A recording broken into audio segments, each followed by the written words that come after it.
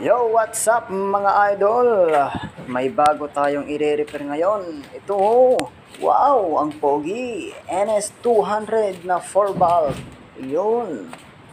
Mahirap daw paandarin. Yung dati daw napapaandar pero na-stuck na. Ayaw nang umandar. Yun sa tingin ko inamag na ito. Inamag na yung karburador. Inamag na rin yung mga linya dito sa